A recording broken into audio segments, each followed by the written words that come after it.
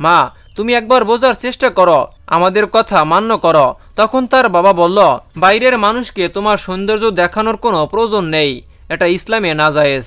আমাদের ধর্মে নিজেকে ডেকে রাখা খুবই গুরুত্বপূর্ণ। সুফিয়া মাথা নিচু করে এই কথাগুলো শুনল। তার মনে কিছু প্রশ্ন ছিল, কিন্তু সে তার বাবা মায়ের কথা অমান্য করতে চায়নি। তার বাবা মা তাকে এতক্ষণ যে নিয়মগুলো বোঝালো সেগুলো পালন করলে সুফিয়া অনেক সম্মানিত ও নিরাপত্তা বোধ করবে।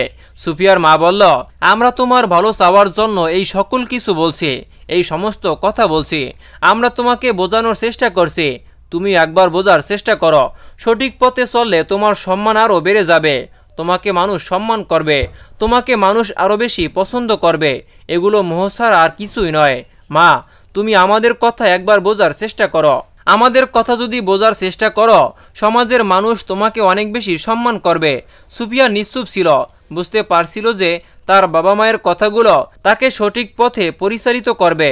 সুফিয়া তার বাবা মায়ের কথা অনুযায়ী তার স্কুল জীবন শেষ করার পথে ছিল। এরপরে সে এসএসসি পরীক্ষা দিল এবং পরীক্ষা দেওয়ার পরে সে কলেজে ওঠার জন্য সব প্রস্তুতি গ্রহণ করল। সুফিয়া যখন কলেজে প্রবেশ করল, এরপরেই যেন সে নতুন দুনিয়ায় পৌঁছে গেল। শৈশবের ধর্মীয় মূল্যবোধ ছেড়ে সে এক ভিন্ন পরিবেশে ঢুকে পড়ল। প্রথমে স্কুলের বন্ধুরা তাকে নিয়ে আলোচনা করতে শুরু করল, যারা কলেজে নতুন নতুন অভিজ্ঞতা অর্জন করেছিল। সুফিয়া তাদের গল্পে মুগ্ধ হয়ে গিয়েছিল। কলেজের প্রথম দিন সে বেশ কয়েকজন বন্ধু জুটিয়ে নিল। তাদের মধ্যে কিছু বেপরোয়া মেয়ে এবং ছেলেও ছিল, যারা সবসময় আড্ডা দিত এবং জীবনকে উপভোগ করতে ভালোবাসত। তার মনে হলো, আমি একটু তাদের সাথে চলাফেরা করব, কিন্তু খুব বেশি নয়। কিন্তু ধীরে ধীরে তার মনোভাব বদলাতে শুরু করল। কলেজে ওঠার পরে তার কিছু বন্ধু ছিল, যারা মাদক ও জুয়া খেলত। সুফিয়া তাদের সাথে চলাফেরা করার পরে শুরুতে অল্প কিছু সিগারেট খেত এবং বিভিন্ন পার্টিতে গিয়ে নাচ গান করত। তো একসময় পরিপূর্ণভাবে পার্টি ও নেশার জগতে তিনি একেবারেই প্রবেশ করে। বন্ধুদের প্রভাব আর নতুন অভিজ্ঞতার প্রতি আকর্ষণে তাকে নেশায় ডুবিয়ে দিল। প্রথমে শুধু বন্ধুদের সাথে মজা করার জন্য করত, কিন্তু পরে তার নিয়ন্ত্রণের বাইরে চলে গেল। সে একদিন কলেজের একটি বড় পার্টিতে সে এক ছেলের সাথে দেখা করে। সেই ছেলে তাকে ভালোবাসার কথা বলল। সুফিয়া তার কথায় বিশ্বাস করে এবং তার প্রেমে প্রস্তাবে রাজি হয়ে যায়। এরপর থেকে তারা রাতের পর রাত একসাথে কাটাতে শুরু করে। সে সম্পর্ক দ্রুত গাঢ় হতে থাকে, কিন্তু সুফিয়া জানতো না এটাই তার জীবনের সবচেয়ে বড় ভুল। মাদকের প্রতি তার আকৃষ্ট হওয়া আর অবৈধ সম্পর্কের মাঝে তার শৈশবের শিক্ষাগুলো ভুলে যেতে লাগলো। নামাজ, রোজা আর ধর্মীয় শিক্ষার প্রতি তার কোনো আগ্রহই ছিল না।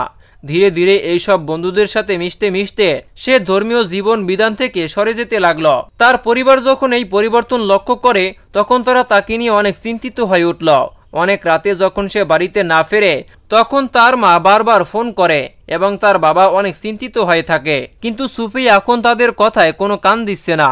সে নিজের জীবনকে পরিপূর্ণভাবে ভিন্ন দিকে নিয়ে গিয়েছিল। সে নিজের মতো চলতে শুরু করলো। একদিন পার্টিতে এতটাই নেশা করেছিল যে সে অজ্ঞান হয়ে গেল। এরপর তাকে কেউ সাহায্য করেনি। আর এই ঘটনার পর সে বুঝতে পারল জীবন এতটাও সহজ নয়। আর তখন তার চোখে বাস্তবতা ফুটে উঠল।